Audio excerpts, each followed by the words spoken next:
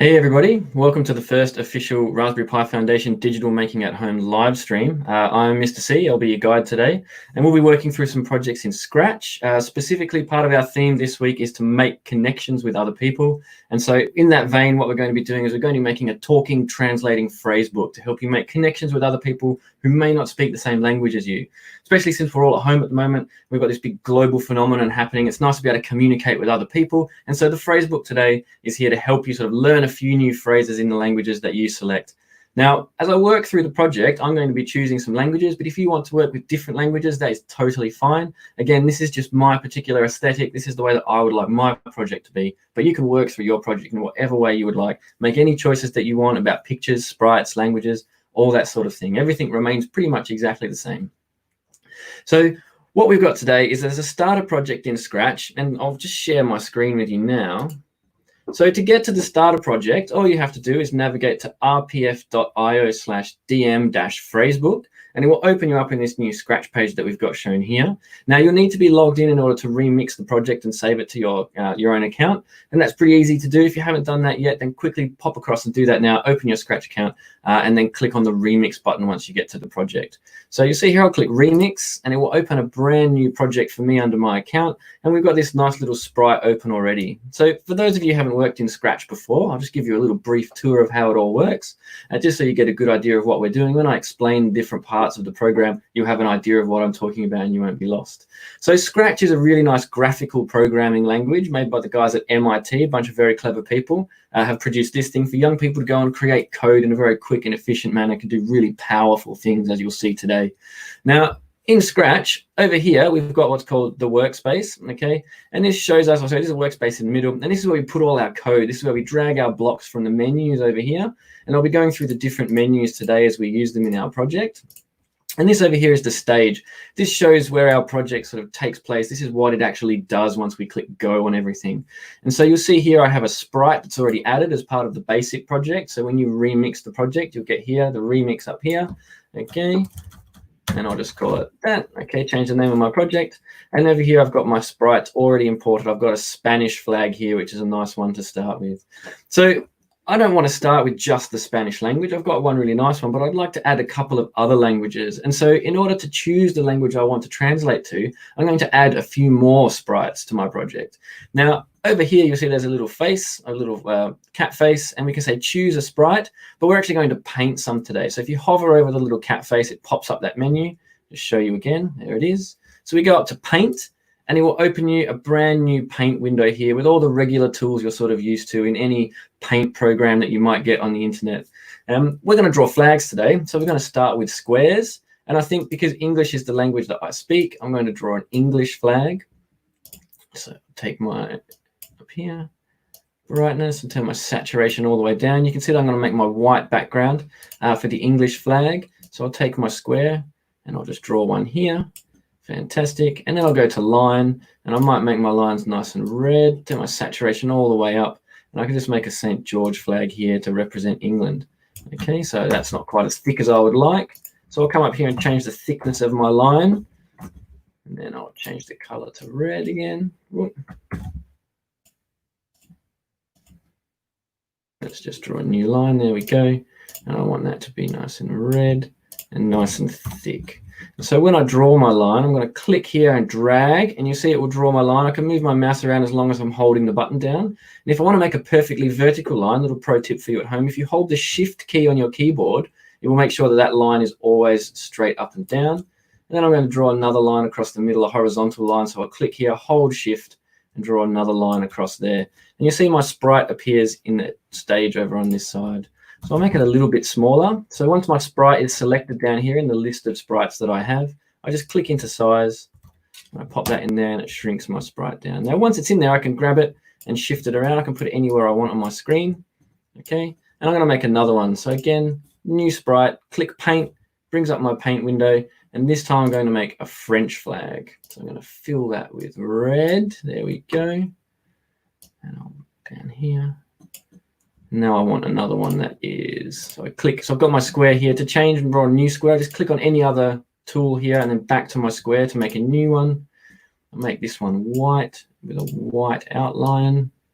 There we go. click in here and draw my white square alongside my red one. There we go. I might just move that down so it's a bit more level. Fantastic. Any other tool, back to square. And I'm going to make this one blue. So somewhere around 60 is a nice blue, saturation all the way up. And you can see here in the box, it's showing me what my color is going to be. Again, I'll change my outline to be the same color. So up around 60. There we go, full saturation to blue. And then I'm just going to draw another blue rectangle at the end of my flag. Okay, so now we've got a French flag in here that I've drawn. It doesn't have to be perfect. We can tinker with these if we like. I can grab this here and sort of adjust that rectangle down a little bit just to make sure it's a bit neater, maybe a little bit more, I think. All right, Control Z to undo that. I grab my pointer, change the size of it so it's all nice and level and even. So I've got a Spanish, an English, and a French flag in my project now. So I've got 3 of my sprites there. And I can add more as I go, and we might add one a little bit later just to like come back and change things up a bit. Actually, let's do it now. So I'll go to Paint. This time I'm going to make a Japanese flag because that's always a nice contrast. So Japanese flag, for those of you if you don't know, Japanese flag is a nice white background with, oh, that's my selector on my square. There we go. A nice white background here. And then we choose a red circle in the middle that represents the rising sun. There we go. So a nice red outline as well. And again, you'll see as I draw my circle, I can make it any sort of elliptical weird shape that I want, right? It might come out like an oval shape. But if I want to draw a perfect circle, I hold down Shift again. And as I move my mouse, it keeps the portions of my circle nice and even. And I can pop that in, maybe just a little bit bigger. There we go, fantastic. And I'll just move my sprite down over here. Change its size because I've drawn it quite big again. Let me just shrink that one down. Hey, that's cool. So now I've got my sprites on here, but at the moment they're kind of hard to see. I can't tell where my background ends and my sprite begins. So what I'm going to do is I'm going to drop in a backdrop. So now you'll see over here, it has our stage menu and we've got one backdrop already. I'm going to add another backdrop. I'm just going to choose one from the list. And since we're doing a translation program, I think I might go for colorful city as my background. There we go. So we've got a nice background on there, and I can have a look here. If I click on my stage, on my backdrops, it gives me a list of all those backdrops there, and I'll just get rid of my blank one because I don't really want that one. So we can see now I've created 4 different sprites, one for each of the languages in my translation program, and I've got a nice little background. It looks pretty multicultural. I think that's a nice, easy home background to have to start with. So what we need to do now is if we go across to our first sprite, which will be my Spanish one, there's my costume. If I click on the Code tab, you see it brings back all of my blocks here in the menu, and it's got my workspace here, so it's nice and easy for me to add things to my Spanish sprite. And so what I want to do is the first thing I'm going to do is I'm going to have when this sprite is clicked, okay, so that when I click on my Spanish flag, and you see that I'm adding code to the workspace, and it tells me which sprite I'm currently working on because it's got a little picture of it up here in the right-hand corner. So you'll see if I click my French flag down here, choose my sprite, it changes to my French flag in the corner, my Japanese flag, St. George's flag, and back to Spanish flag. And that's where my code currently is on my Spanish flag. So since we're doing a translation thing, what I want to do is I want to be able to change the language of the things that I'm saying. So in order to have that change every time I click a new sprite, I'm going to create what's called a variable. So variables here, we can click this orange menu here, My Variables. And what I want to do is make a variable. And this sort of thing pops up here. Make sure we have it clicked for all sprites because we want our language to apply to all of the sprites, and it will change every time we select a new one. And we're just going to call that thing exactly what it says on the tin. Now, when you're making your variable name, you can call it anything you want. You could call it Fred, you could call it Jane, you could call it Purple Monkey Dishwasher. But remember that when you come back to your code later, if you've called it something funny and a bit weird, you might not actually remember what it's for. I mean, there are lots of times when I've done things back when I used to start coding and I thought, that's a funny joke. And when I come back to look at my code later, or if somebody else comes to work on my code, they have to ask me a bunch of questions and I might not remember what that variable was. So it's always smart to name your variable something obvious and something clear, something that you'll remember later on when you come back to your work. So I'm going to call this one language because that's exactly what it's going to change. And I say OK. And you'll see it adds me a new variable called language, and it adds this little box up here to tell me what that current language is. Now I can click the tick over here in my variables list and it removes it from the workspace. So just to show you again, all right, we can add and remove those from our stage here in case we don't want to see them anymore. So what I want to do is when I click my Spanish flag, so I'm checking again that that's my Spanish sprite, and that's exactly what I've got. I want to set my language to the obvious thing, which will be Spanish, okay? So when I click my sprite, set language to Spanish. So I'll show you my language there. It's currently set at 0. When I click the flag, it changes it to Spanish. Okay, so we know that that's working. That's really good. And we'll just hide that again because we don't need to see it. Okay, so now what I want it to do is I need to add some blocks. Okay, these blocks are extension blocks, and Scratch has a bunch of extensions that you can use.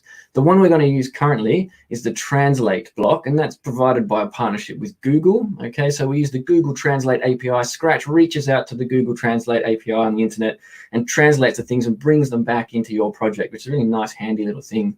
So to add those blocks, down here on the left, we've got an Add Extension square. You see it here, you hover, it says Add Extension. If we click that, it gives us a list of everything we have available to us. There are some really awesome ones here that work with Lego, Microbit, but the one we want is Translate. So I'm going to choose this one here, and you can see it says in collaboration with Google. So we just click that one here, and it adds these nice new blocks for me, which is exactly what I'm looking for here. So I want my little flag, once I click it, I want it to be able to translate the things that I say into Spanish. So I'm going to have it say looks. Okay, and because when we, like, even though say sounds like it should be sound, when we talk about it, what say actually means is show a little speech bubble with the words in it that we want. So I'm going to have it say hello. I'm going to drag that under here and connect it to the bottom of my code. Okay, and then I'm going to go back to my translate blocks, and you'll see here that the circle that says hello has got rounded ends on it. And so we're going to take my translate hello with rounded ends in the block here, and we're going to clip that straight into the hole there. You'll notice that as I hover over the place I want it to go, it lights up around the edge, telling me which hole it's going to go into. So I want it to be in say hello. So I want it to say the translation of hello, not to Croatian. That's not what we're working in. I'm going to work in Spanish. So I scroll down and I'm going to find Spanish. There we go. So making sure that my languages, language to Spanish, translate hello to Spanish. Fantastic. And when I click my flag now, hola, which is our Spanish version of hello, for those of you who don't know. Okay, so we can just check as I click it, that's working fantastic. So I want to add that to my other sprites now. I want to do one for English, one for French, and one for Japanese. But I don't want to drag all the blocks every time to my sprite because I'm a programmer and we always work smarter. We don't work harder because I have the machine in the first place. It does all the heavy lifting for us. So we're going to take these code blocks off of my sprite here. All I have to do is grab the top of it, drag it down here to where my sprites are, and you'll see as I hover over the sprites down here, they have a little wiggle to let me know which one it's currently going on to. So I just need to drop a copy of that into each one of them. And you'll see now when I click on my English sprite that my code has just been added to the English sprite. Okay, you just need to make sure that this here says English and that our drop-down menu here says English as well, making sure they're always the same. Fantastic. And now when I click here, translates to English.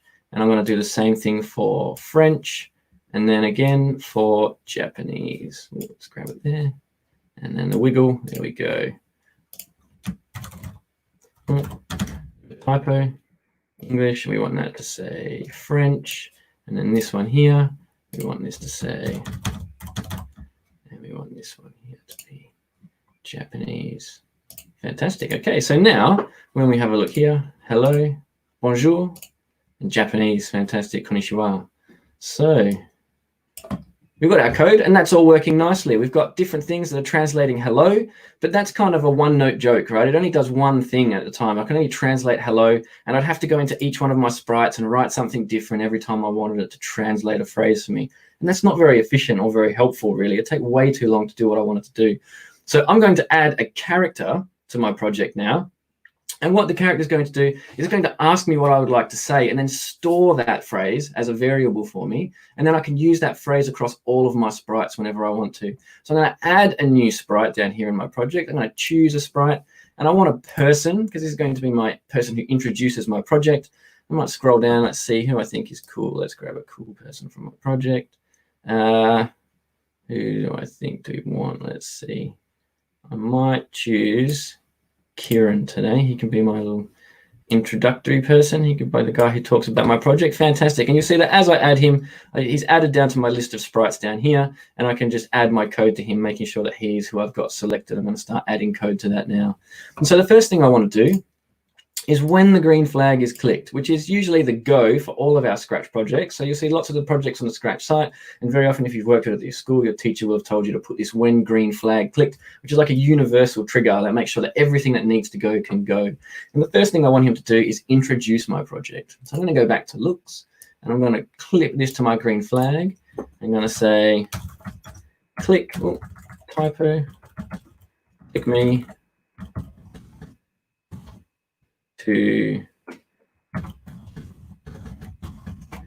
to begin translating, and I might make that a little bit longer than 2 seconds. So when I click green flag, it gives our little instruction there to the people who are going to use our project, just so that when they come in, the first thing you do is click the green flag and go, oh, okay, that's what I'm supposed to do. Fantastic.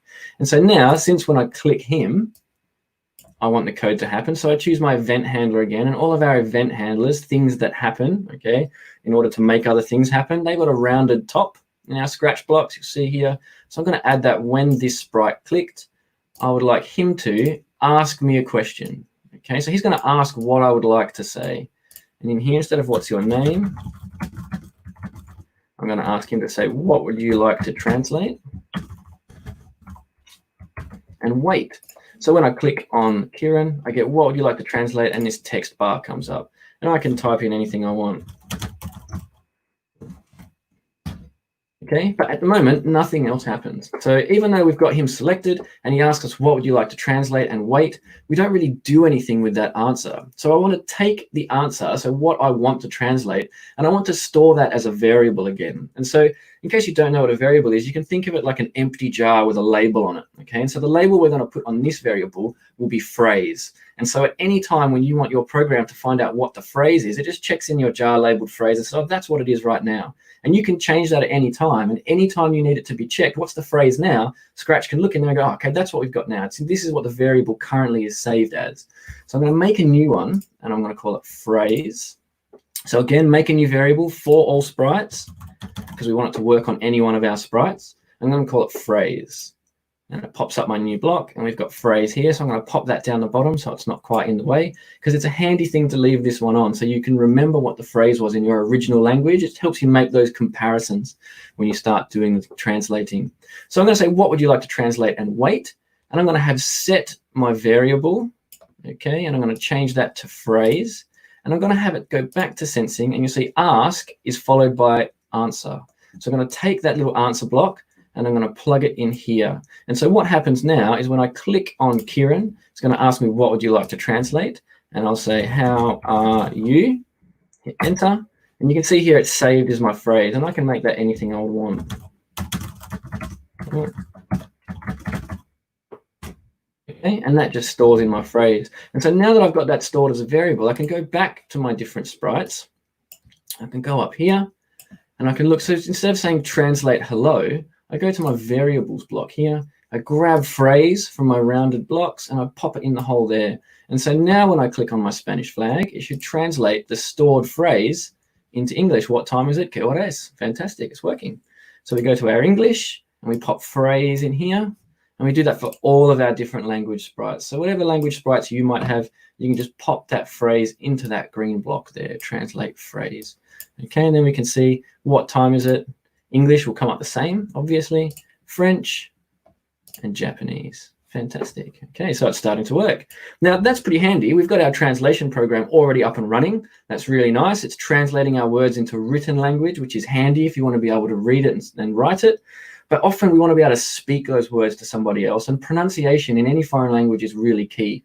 I'm sure if you've met people who are speaking your language as a second or third language, there have been instances where they've said something and they've mispronounced what they were trying to say, and you've sort of been a little confused and had to ask them a few times, and it gets a bit awkward and stuff. So practicing your pronunciation when learning a new language is really, really key to making sure that you're fluent and that you can be understood by people who speak that language.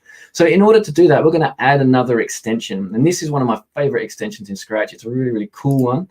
We're going to click again on our add extension down the bottom left, and we're going to have text to speech. Okay, so this one's provided by Amazon AWS, and we're going to have it not only like write our phrase on the screen, but it's also going to speak that phrase on the screen when we click it. So the first thing we want it to do is we've got our set language. So let's clip that to here, and we want to make sure that our languages are all the same. So we click down here again, and we go to Japanese. I go to my French sprite. I'm going to set language to French. There we are. Go to English, set language to English. Oh, I need to move across a bit. There we go.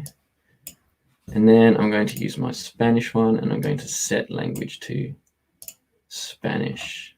Now you'll see here there are two different kinds of Spanish pronunciation because they are slightly different. European Spanish and Latin American Spanish are a little bit different. They've evolved in different ways as they've been passed across the sea. And so like the Spanish I learned was Latin American Spanish, which has got its own slang and a few different bits, but we'll use European Spanish today because that's the one that most people here in England know.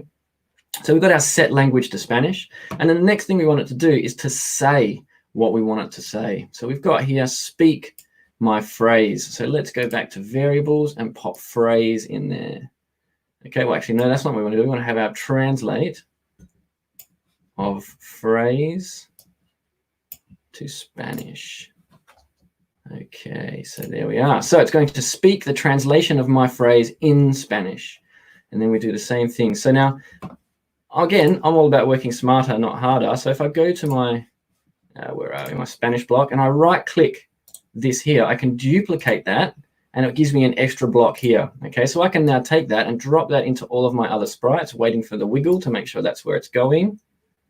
French, wiggle in Japanese, and you see that it's added those blocks. Now, they've dropped them on top of each other, which is a bit ugly. So another little pro tip in Scratch is if you right click on your workspace and say clean up blocks, we've got that here, and I can add that block there. Oop, I've duplicated the blocks too many. I don't need that one. Just throw that in the trash. Pop this one up here. Throw the old one in the trash. And grab that. Oh, I grabbed the wrong thing. There we go. There we go. Stick that in. Plug that on the bottom. And that one can go in the trash. Fantastic. Okay, again, we need to make sure that our language is always the same. So English, English, English. Let's hold that up here. There we go. Over to my French one. French, French, and French.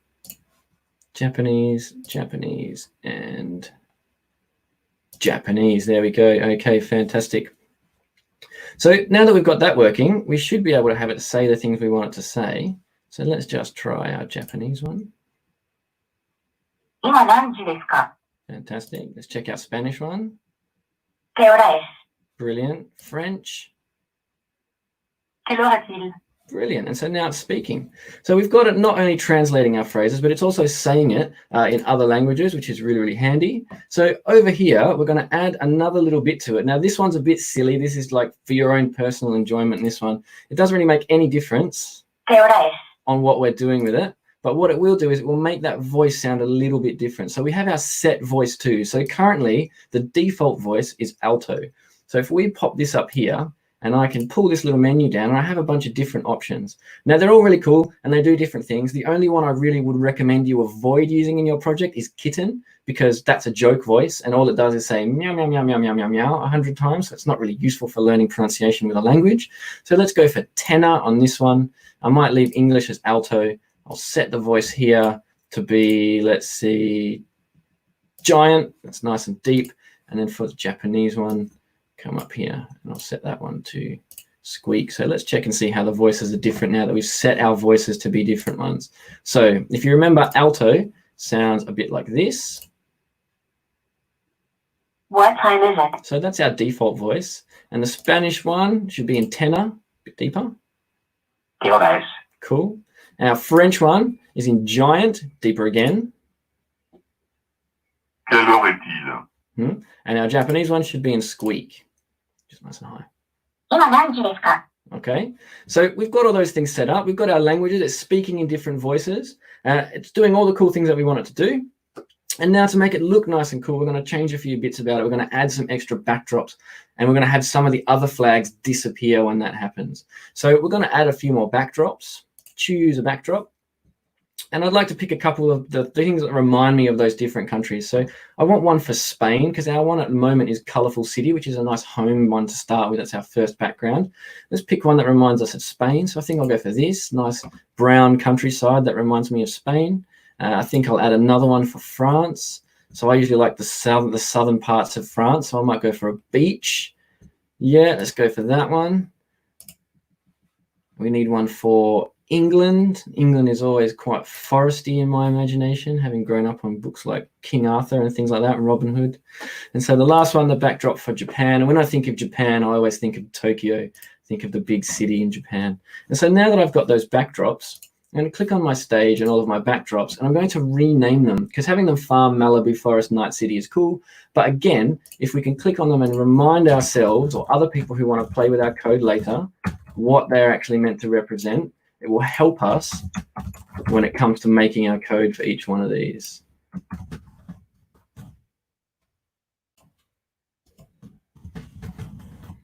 Okay. Now we've renamed all of our backdrops, and it's as easy as just clicking on the backdrop you want to change, and up here where it says costume, you change that name, and it changes them all the names of the countries. Actually, for consistency's sake, let's make them all for the languages rather than the countries themselves. And we go back to our code. All right.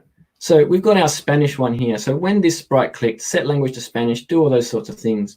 What I want it to do is I want it to switch the backdrop. Okay, so switch backdrop to Spanish. Okay, so we're making sure that all of our things say Spanish on there. This one here, we're going to do the same thing, switch backdrop to English, making sure they're all say English. Come across here, switch backdrop to French, Japanese, switch backdrop to Japanese. Fantastic. And now for all of them, we also want to make sure it goes back when it's done. So we go back here and we go back to colorful city, France. Okay, here's another pro tip. What I'm going to do is choose colorful city in my menu, and then when I want it to be the same every time, it remains the same. Oh, I should have. Bummer, I used to do that. All right, let's switch there. And then back to colorful city. There we are. Cool. So now when I click it, it should switch my backdrop over. And then switch back when it's done. Switch this one. What time is it? Quelle heure est-il? 今何時ですか? Fantastic. So it's doing it. It's switching all my backdrops over to the places I want them to be, and then it's switching back. And now the next thing what I want it to do is I'm going to have it have only the sprite that I want for the language to be remaining. All the other flags, I'm going to hide them, so that when we click on the Spanish one, I get a Spanish flag, a Spanish backdrop, Spanish language, and then it all reverts back to my menu again on my home screen. So to do that, we have our events here, and you'll see when backdrop switches to colorful city, okay, what we want it to do is to show, okay, so that once it switches to its own backdrop, it will switch back to colorful city, and we want it to show again, even if it's being hidden. And so we can just take that and multiply it across all of our sprites, because we know that that's what we want it to do on all of our sprites. Okay, so there it is. Okay, again, cleaning up my blocks just to make sure they're all there. There they are. Japanese. Clean up blocks. Fantastic. And then what we do here is we say when backdrop switches to this one here, and it should be anything else. So let's go for Spanish. I want it to, sorry, we're on the Spanish one, so let's go to French. I want it to hide. Okay. And so now all I have to do when I want to make more than one of those is right click, duplicate, pop it down, choose a new place that isn't Spanish, right click, duplicate, pop it down, choose a new place that isn't Spanish. So now when I click it, it should hide. If I change any other sprite, my Spanish flag will hide and then it will come back again. So let's check French. See, my Spanish flag is gone. Quelle heure est-il? It switches back. Fantastic. And so now we can do the same thing on all of our other ones. So let's go over here and we pop that on our English sprite. There it is. Clean up blocks just to make sure it's there. And so now when backdrop switches to anything but English, it should hide. Duplicate, pop down, anything but English, and it should hide. Duplicate, pop down, anything but English, and it should hide. So now let's just test it. Okay, Spanish flag hides. What time is it? Now let's see if we can get the English flag to hide. Quelle heure est-ce? Fantastic. And now if I click Japanese, Spanish and English flags should both hide. Spot on. Fantastic. It's working. 今何時ですか? Okay. And so now it's really just the sort of legwork of making it happen on both of my other sprites. So I go over here and I can click that one down to there. There we go. Right click, clean up blocks. There it is. And so I've got my French one. So when it switches to Japanese, good. Pop it in here. When it switches to Spanish, duplicate. When it switches to English. Okay, so all three except Spanish. Clean up my blocks. And the same thing for Japanese. So let's go back, sorry. Drag this one across to my Japanese sprite. Pop it in, right click, clean up blocks, and there it is. Duplicate, pop it down, anything except Japanese. Duplicate, pop it down, anything except Japanese. And now they're all there. And so what we can do is let's test the whole thing from the beginning. So if I click my green flag, I have Kieran, he says, click me to begin translating for 5 seconds, gives people enough time to see my instruction. And I click him, he asks me, okay, so what do you want to say? I would say, oh, let's make sure I'm typing the right thing in. All right, so I'm going to say that. Thanks for watching. And when I click here, Gracias por ver. Thanks for watching. Merci d'avoir regardé. 見てくれてありがとう。 cool, and we're done.